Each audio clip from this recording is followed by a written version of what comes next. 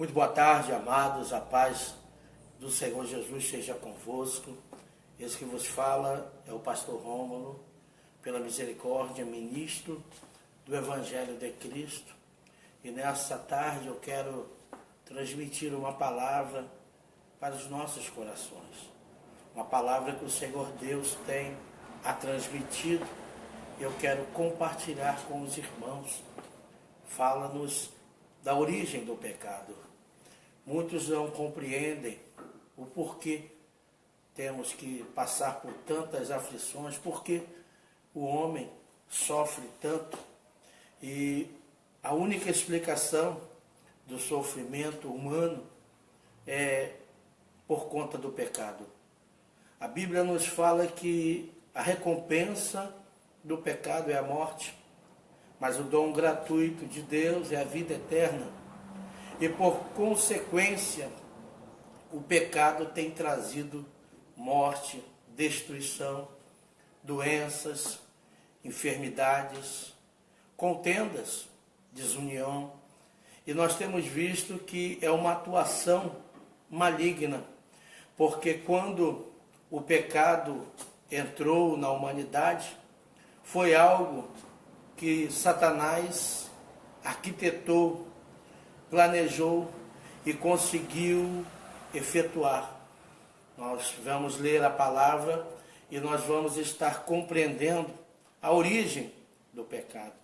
Por isso eu convido que está, através dessa transmissão, que o seu feedback, você pode estar interagindo, transmitindo. Quero que você tente acompanhar, tentando conectar. Você tem um pouco mais de paciência, tentar dar uma pausa para poder continuar. Amém? Parece que ela está caindo toda hora. Amém. Louvado seja Deus. Louvado seja o nome do Senhor. Estamos ao vivo nesse momento. Eu quero deixar essa palavra para a nossa meditação. Vamos compreender a origem do pecado. Lê comigo em versículo 1 em diante. Nós vamos ler Gênesis capítulo 3, do versículo 1 em diante. Agora, preste bem atenção, não se distraia. Ora, a serpente era mais astuta que todas as animalhas do campo que o Senhor Deus tinha feito. E esta disse à mulher: é assim que Deus disse: não comereis de toda a árvore do jardim? E disse a mulher à serpente: do fruto das árvores do jardim comeremos, mas do fruto da árvore que está no meio do jardim, disse Deus: não comereis dele, nem nele tocareis, para que não morras. Então a serpente disse à mulher: certamente não morrereis, porque Deus sabe que no dia em que dele comerdes, se abrirão os vossos olhos, e sereis como Deus, sabendo o bem e o mal. Até aqui. A partir desse diálogo, nós vemos a serpente tentando seduzir a mulher, apresentando a ela a possibilidade de ela conhecer o bem e o mal, apresentando a possibilidade dela ser como Deus. Então a serpente, ela usa uma ferramenta que nós precisamos compreender para que nós não venhamos cair. Uma das armas que o adversário das nossas almas ele usa contra a nossa vida é justamente o diálogo. a palavra. Nós somos alcançados através da palavra de Deus. E o adversário das nossas almas, ele tenta usar o quê? Contra a nossa vida. A palavra. Só que ele traz uma palavra que nos ilude. Ele traz uma palavra de lisonja.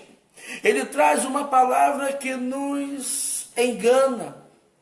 Para que nós possamos compreender e ter noção do que realmente Deus quer da nossa vida, é necessário que nós ouçamos a sua palavra. É necessário que nós venhamos compreender a sua palavra. Eva ouvia a voz de Deus todas as tardes, porque Deus, ele na virada do dia se apresentava a eles, e ali Deus palestrava com eles. Mas por um momento Eva se deixou ser iludida. Quando Eva começa esse diálogo, e ali a serpente pergunta para ela acerca dos frutos que poderiam ser comidos, Eva agora responde e diz: do fruto das árvores do jardim comeremos, mas do fruto da árvore que está no meio do jardim, disse Deus, não comereis dele, nem neles tocareis, para que não morras. Quando a mulher, ela dá essa resposta, eu compreendo que ela não afirmou com veemência que ela não poderia comer. Ela não disse, essas árvores, todos esses frutos eu posso comer, mas daquele ali eu não posso comer. Era essa a resposta que Eva precisava dar. Aquele fruto eu não posso comer. Mas não, ela agora titubeia na conversa dizendo, disse Deus, não comereis dele.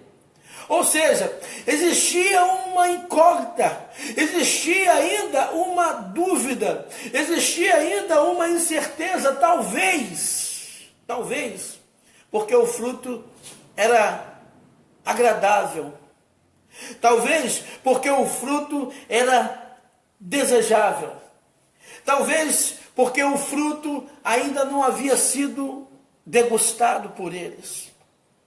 E tudo que é novo e é agradável aos olhos nos atrai. Então, o adversário das nossas almas, ele conhece o ponto fraco. E ele tenta usar esse ponto para poder nos iludir, para poder nos enganar. E foi isso que ele fez. Então a serpente disse à mulher, certamente não morrereis. Certamente não morrereis. Pronto. O medo que ela tinha, se comesse o fruto, era de morrer. Porque Deus a disse que no dia em que comerdes, certamente morrereis. E a serpente agora dá a ela uma palavra enganosa dizendo, certamente não morrereis. Era tudo o que ela queria ouvir. Porque o fruto era agradável. O fruto era desejável. E o fruto era um fruto que dava a quem comesse o conhecimento do bem e do mal. E a serpente usa mais uma palavra, dizendo, porque Deus sabe que no dia em que dele comerdes, se abrirão os vossos olhos, e sereis como Deus, sabendo o bem e o mal. Preste atenção para que você compreenda o que o Senhor está ministrando ao meu coração. O adversário, ele veio com uma palavra sutil. Ele veio com uma palavra de motivação. Não é isso? Ele agora, com a sua sutileza e com a sua astúcia, ele traz uma palavra enganosa que traz motivação. Ele não desmotivou ela, pelo contrário. Ele motivou, mas motivou para quê? Para que ela viesse desobedecer. Você não compreendeu? O adversário, ele é astuto. Ele entra na vida do homem de uma forma sutil. E ele traz uma palavra de motivação. Quem é que gosta de ser desmotivado? Faz isso. Mas isso é errado. Não, pode fazer que não vai acontecer nada. A pessoa, ela tem o desejo de fazer porque se sente atraída. Sabe que é errado, mas ela se sente atraída, porque aquilo que é errado nos atrai. Agora nós temos o direito de escolha. É errado, me atrai, mas eu posso escolher. Ou eu faço, ou eu não faço. Eu escolho fazer o que é errado, ou eu escolho não fazer o que é errado. Então, o adversário, ele entra com uma motivação para que você e eu escolhamos fazer o que é errado. Foi o que ele fez. Ele motivou Eva a comer daquele fruto, tocar nele, porque ela não poderia apenas comer. Ela não poderia nem tocar no fruto. A ordem de Deus era que nem tocasse. Ela não apenas tocou, mas comeu. E deu ao seu esposo, e ele também comeu. Então, o adversário, ele entrou na vida de Eva com uma palavra sutil, trazendo um engodo, um engano, dizendo que se ela comesse daquele fruto, ela não morreria. E ela seria como Deus, conhecendo o bem e o mal. Cuidado com o que estão dizendo para você. Ou melhor, cuidado com o que você anda ouvindo dos outros. Porque o adversário, ele não se materializou. Ele precisou usar um corpo, ele usou o corpo da serpente. Porque antes da queda, o homem tinha poderes até para falar com os animais, se comunicar. Os animais, eles se comunicavam e o homem tinha condições de entender. Então, a serpente astuta, o adversário, ele entra e começa a ter um diálogo. Eva não sabia que era o diabo que estava falando através da serpente. Ela acreditava que estava conversando com os animais, com mais um animal. E agora a serpente é movida pelo espírito de Satanás para poder enganar a mulher. E ela consegue, porque ela traz uma palavra de motivação. Pode comer, você não vai morrer. Pode desobedecer, você não vai morrer. Não é assim que o adversário tem feito com você, meu irmão? Não é assim? Pode pecar, depois você pede perdão, está tudo certo. Pode trair sua esposa, depois é só você tomar banho e não dizer nada para ela. Se arrependa, peça perdão, que Deus, ele te perdoa.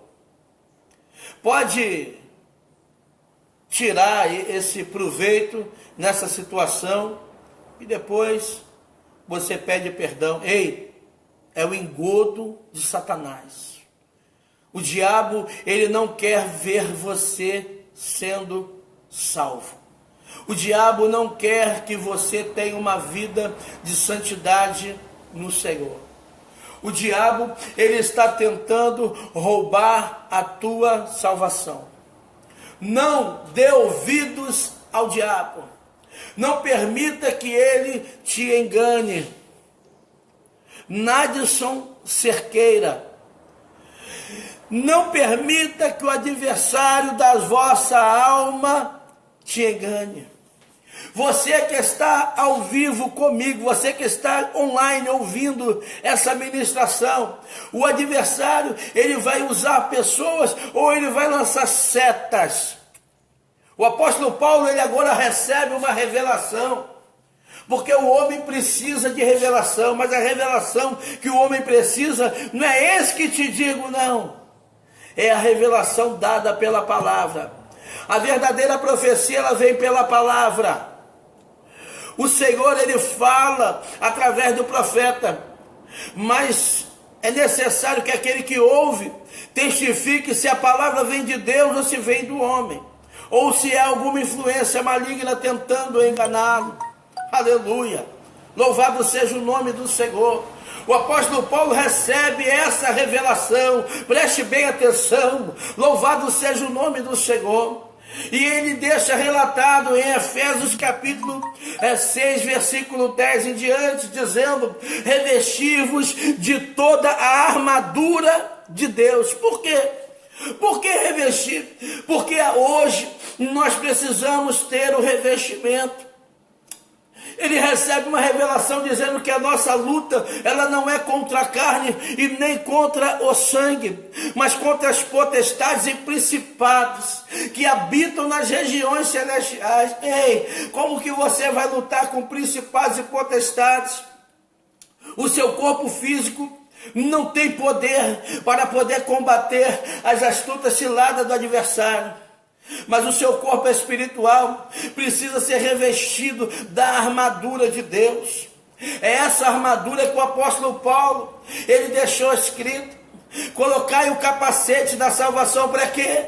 Para que seja protegida a sua mente, porque os dardos inflamados, eles atingem a mente e trazem setas de pensamentos maus, de maquinações, coisas que o homem começa a maquinar para poder agir, e é através do pensamento que começa tudo. Eu já ouvi alguém dizer que o passarinho ele pode até pousar na sua cabeça. Ele fez menção ao pensamento. O pensamento pode até vir na sua cabeça. Agora, permitir que o passarinho, a ave, faça ninho, já é outros 500. Você vai deixar o pensamento vir na sua mente. É inevitável você não pensar. Agora, maquinar, arquitetar o mal através do pensamento, aí já é uma consequência que você vai ter que sofrer se você vir fazer. Concluindo o pecado, quer dizer, o pensamento ele vem. Agora nós vamos colocá-lo em prática se nós quisermos. Aleluia! Não permita que os maus pensamentos sejam praticados pelo seu corpo. Escute isso. Não permita que os maus pensamentos sejam praticados pelo seu corpo, porque tudo aquilo que o homem fizer através do seu corpo físico, ele dará conta. Aleluia! Como toda palavra mal proferida também será pedida conta naquele grande dia. Existe um livro, e esse livro é o livro das obras.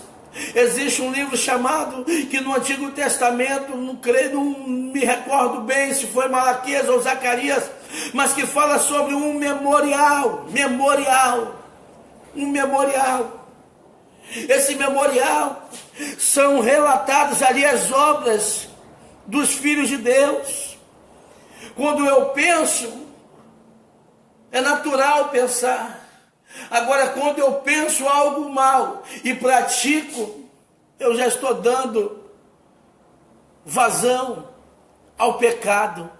Eu já estou permitindo que o mal ele seja exercido por mim. E quando isso acontece, é relatado nesse livro. Se não houver o arrependimento, se não houver a contrição verdadeira, para que o sangue de Jesus me lave, naquele grande dia, esse mal poderá fazer com que eu não tenha o direito da salvação.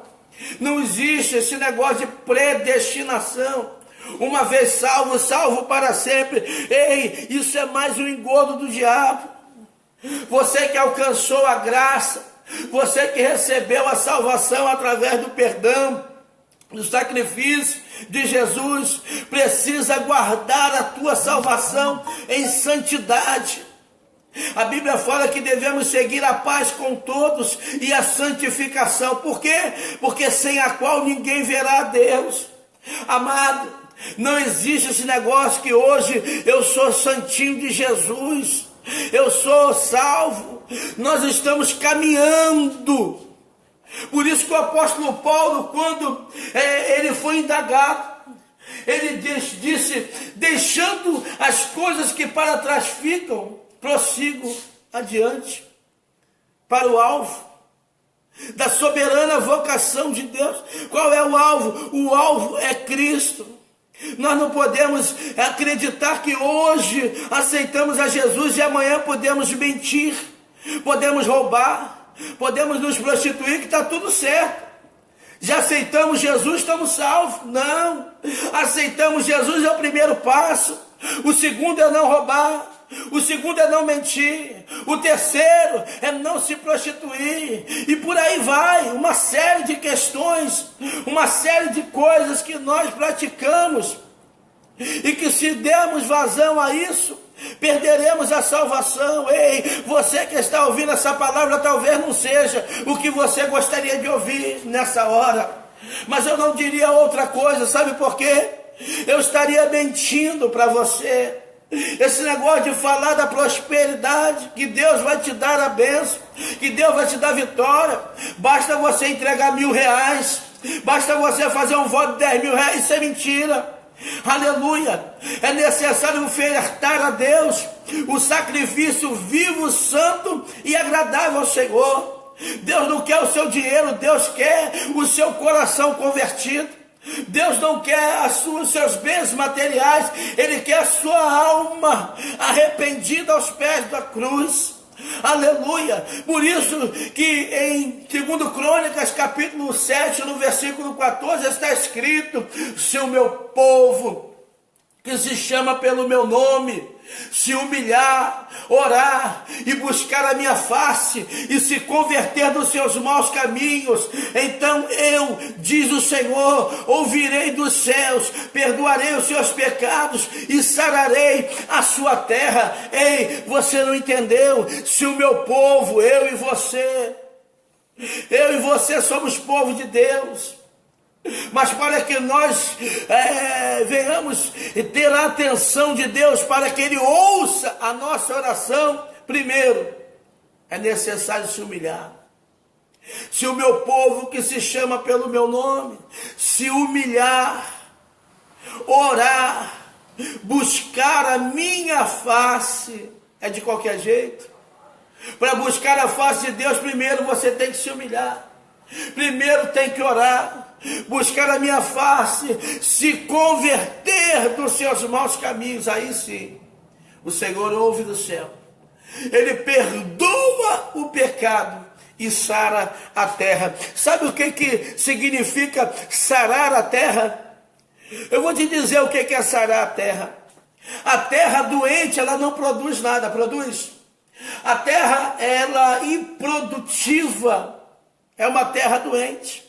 Uma terra que é sarada, ela produz. A prosperidade material do povo é através do que é produzido, o que a sua terra tem produzido. O povo, eles tinham a provisão de Deus através do solo, através da terra. O povo de Israel, ele vivia nos tempos antigos através da agricultura e da criação de animais. A criação de animais dependia do solo sarado, porque o solo doente não nasce nem erva, nem grama para que os animais comam. Então um dependia do outro. Para que houvesse a produção do leite, do gado, das ovelhas, era necessário que a terra estivesse sarada, senão não tinha nem alimento para os animais. Mas para que a terra estivesse sarada, era necessário que o povo andasse em obediência. Presta atenção nisso. Eu vou encerrar. A origem do pecado eu já falei. Foi por conta da desobediência. Foi por conta do desejo, da cobiça dos olhos, e porque a mulher ouviu algo e acreditou no que não deveria acreditar. Ouviu a serpente trazendo um engodo, apresentando a ela a possibilidade de desfrutar de um fruto que Deus havia constituído como proibido. Agora, a terra, ela produz o fruto porque ela recebe de Deus a água. Sem água, a terra, o solo fica seco, fica árido e não nasce vegetação. Você não entendeu? De forma literal, eu vou ser bem claro para você. A Bíblia fala que se o homem desobedecesse, Deus havia dito a Moisés, que se o homem desobedecesse os seus mandamentos, os seus estatutos, e começasse a idolatrar outros deuses, venerando outros deuses, ele cerraria o céu, não permitiria nem que o orvalho caísse sobre a terra. E foi o que aconteceu no tempo de Elias, na época do reinado de Acabe. Elias se levanta como um profeta de Deus. Elias é tido como Elias o tisbita, um dos moradores de Gileade, e ele agora revoltado com a situação que o povo estava vivendo, um declínio espiritual. Acabe havia levantado o culto a Baal, introduzindo outros deuses no meio do povo de Israel, juntamente com a sua esposa chamada Jezabel, que era sacerdotisa de Baal, filha de Etibaal. Ela agora se levanta juntamente com Acabe e levanta o culto a Baal, e levanta postes ídolos para que o povo viesse adorar. O povo agora tinha outro Deus para adorar, e era como uma lei a ser seguida, porque o rei fazia decretos para que as pessoas viessem adorar aos ídolos. Elias, agora vendo o declínio espiritual, ele se levanta e fala para Acabe: segundo a minha palavra. Ele não fala nem na palavra de Deus. Sabe por quê? Porque o homem que tem intimidade com Deus, escute isso, pastor Nácio, o homem que tem intimidade com Deus e anda segundo a palavra de Deus, ele pode colocar a palavra dele como a palavra que Deus tem dado a ele. E Elias se levanta e fala: segundo a minha palavra, porque a palavra de Deus é a palavra dele. A sua palavra, ela deve ser a palavra de Deus na sua vida, para que você tenha autoridade, para que você venha ministrar a cura, a libertação. Não vai ser através da tua palavra, mas se a palavra de Deus estiver na sua vida, a sua palavra vai ser a palavra de Deus. Elias agora tinha a palavra de Deus na sua vida. Ele diz: olha, segundo a minha palavra. Por quê? Porque a minha palavra é a palavra de Deus. Segundo a minha palavra, não haverá chuva e nem orvalho sobre a terra. Elias conhecia a lei. Elias sabia que Moisés havia deixado escrito a revelação que Deus deu, que se houvesse idolatria no meio do povo, que se houvesse outros ídolos e o povo viesse a se desviar do caminho, Deus cerraria o céu, não haveria chuva e nem orvalho. Então Elias agora, detentor da palavra, guardando esta palavra consigo, ele fala: olha, essa palavra de Deus é a palavra que eu vivo. Com outras palavras, ele disse: essa palavra é a minha palavra. A palavra de Deus é a que eu quero proferir. Com outras palavras, ele disse: a palavra de Deus é a palavra que vai sair dos meus lábios. E ele agora diz: segundo a minha palavra, não haverá chuva e nem orvalho sobre a face da terra. Escute isso. Durante 3 anos e meio não houve chuva e nem orvalho. O povo começou a padecer fome. Os animais morriam de fome e de sede. O povo começou a passar dificuldade. Sabe por quê? Pergunte por quê.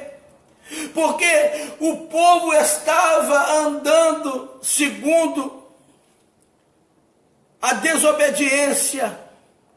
O homem estava idolatrando imagens de escultura, oferecendo sacrifícios humanos aos ídolos. Isso fez com que Deus irasse e cerrasse o céu. Sabe por que o céu está fechado na vida de muitos homens e mulheres que são eleitos de Deus e não acontece nada, o ministério não produz, não frutifica, o céu está cerrado. Você não entendeu? O céu está cerrado. Por quê, pastor? Por causa da desobediência, por causa da idolatria. Estão honrando mais a homens do que a Deus. O fulano de tal, quando ora, o céu desce. Ei, o céu só vai descer se Deus quiser. O fulano de tal é pecador igual eu e você. Estão honrando mais a Deus. Isaías disse, Deus disse para o profeta, e o profeta transmitiu: o meu povo, ele não me conhece. Eles honram mais a homens do que a mim. Meu povo não me conhece, se desviou. Estão honrando mais aos homens. Idolatria. Nada pode estar acima de Deus. Deus, ele é o centro. Deus é a base. Deus está acima de todas as coisas. Por isso o céu ficou fechado, não caiu chuva e nem orvalho, porque colocaram Baal acima de Deus. Idolatraram a Baal a ponto de oferecerem os seus filhos a serem sacrificados. Aleluia.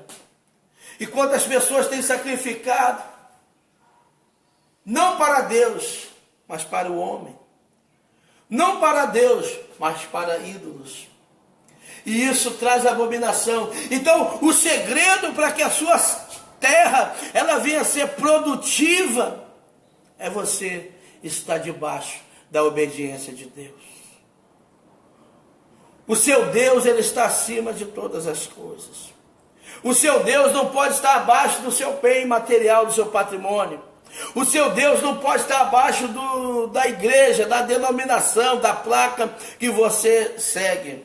O seu Deus não pode estar abaixo dos seus pensamentos humanos. O seu Deus, ele precisa estar acima de todas as coisas. E você e eu devemos nos humilhar todos os dias, reconhecendo a soberania de Deus, assim como o apóstolo Paulo dizendo: miserável homem que sou, o bem que eu quero fazer, esse eu não faço, mas o mal que eu não quero fazer, esse está sempre diante de mim. E o apóstolo Paulo, agora, ele se coloca numa posição, e ele diz que ele era o principal pecador. O sentimento que nós devemos ter é esse. Assim como o apóstolo Paulo, ele diz na carta para Timóteo: conforme o evangelho da glória de Deus, bem-aventurado o que me foi confiado, eu dou graças ao que me tem confortado, a Cristo Jesus, Senhor nosso, porque me teve por fiel, pondo-me no ministério, a mim, que dantes fui blasfemo, perseguidor, injurioso, mas alcancei misericórdia, porque eu fiz ignorantemente e na incredulidade. E a graça do nosso Senhor superabundou com a fé e amor que há em Cristo Jesus. Esta é uma palavra fiel e digna de toda aceitação, que Cristo Jesus veio ao mundo, preste atenção, pastor Nares, para salvar os pecadores, dos quais eu sou o principal. Cristo Jesus veio ao mundo para salvar os pecadores, todos, dos quais eu sou o principal. Você está entendendo? Porque agora eu sou o pastor. Porque eu sou o profeta. Porque eu sou o apóstolo, eu sou o bispo, eu sou o papa, eu sou o presbítero, eu sou, e esquece que Deus é o grande eu sou. O apóstolo Paulo, quando se referiu em dizer eu sou o principal pecador. O apóstolo Paulo disse, sendo quem ele era, ele disse: eu sou o principal pecador. Quem é você? Quem é você? Você é o santinho de Jesus. Você não é pecador. Você não precisa mais do sangue de Cristo. Não precisa se humilhar. O seu dinheiro já te deu o que você precisava. Os seus bens materiais fazem com que você esteja acima de qualquer coisa. O apóstolo Paulo, ele agora diz: eu sou o principal pecador. E ele continua dizendo: mas por isso alcancei misericórdia. Por ele ser o pecador, ele alcançou misericórdia. A misericórdia do Senhor, ela dura para sempre, mas para quem se arrepende, para quem reconhece.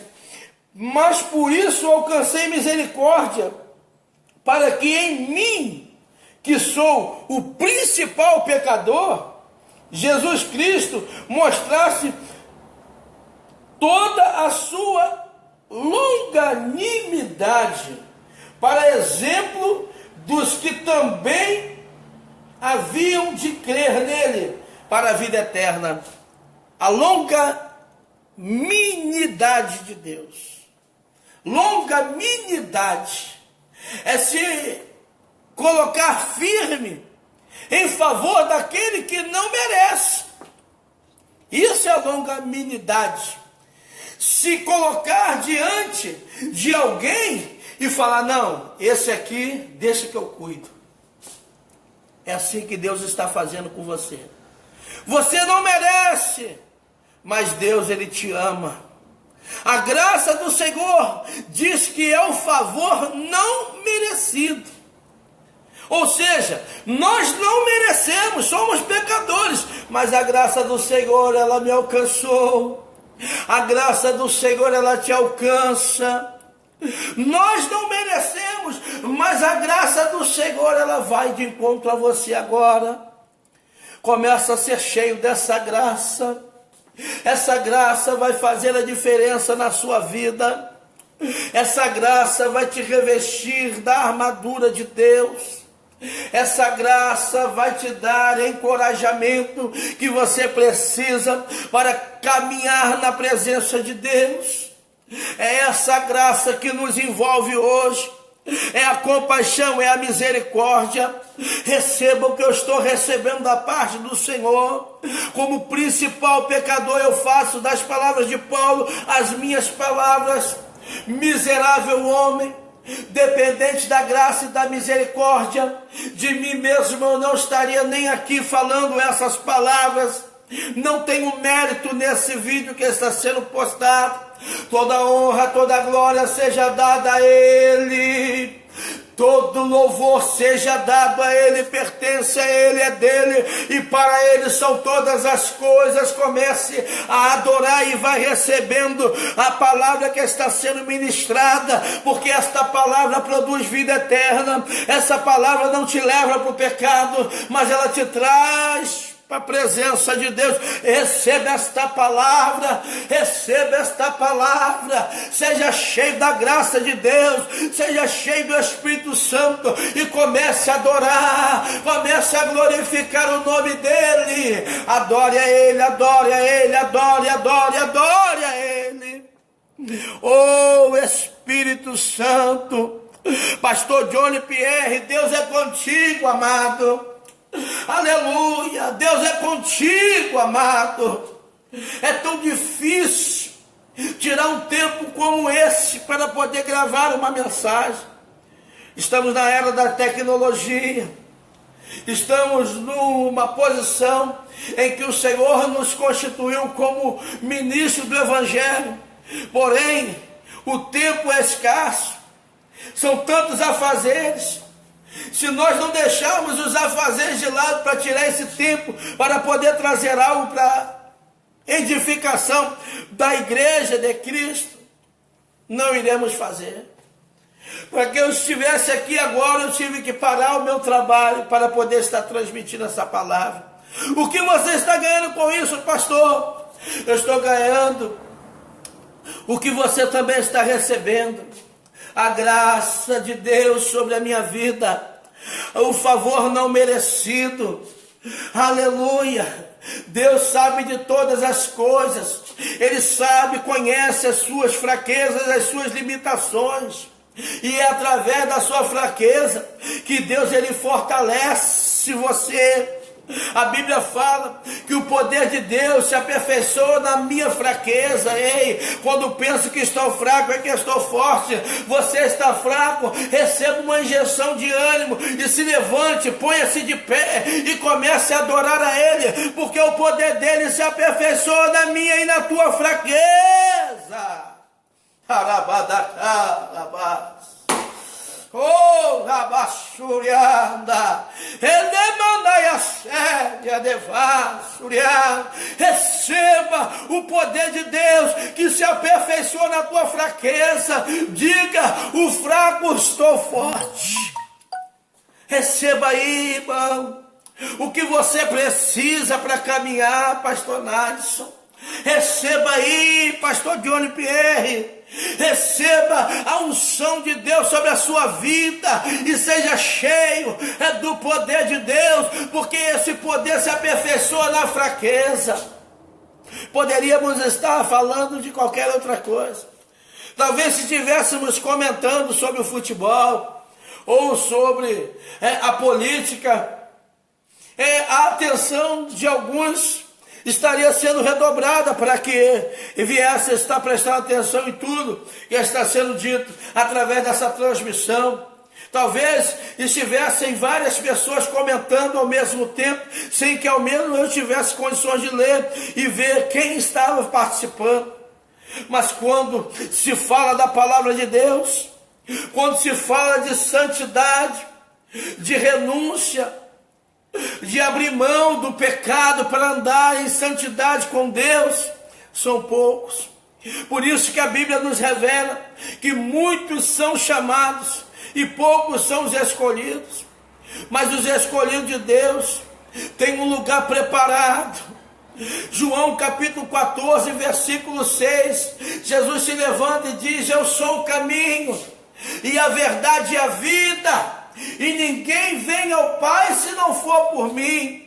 Mas no versículo 1 ele olha e vê que eles estavam tristes, eles estavam turbados, os corações estavam preocupados, estavam receosos. E Jesus olhando, conhecendo o interior, sabendo o que eles estavam sentindo, Jesus dá uma palavra de ânimo. Porque Jesus tem sempre uma palavra de motivação para você que está triste. Jesus vai ter sempre uma palavra de ânimo para você que está desanimado. E se porventura você está desanimado, está entristecido, ouça o que Jesus disse para os seus discípulos: não se turbe os vossos corações. Crede em Deus, crede também em mim, pois na casa de meu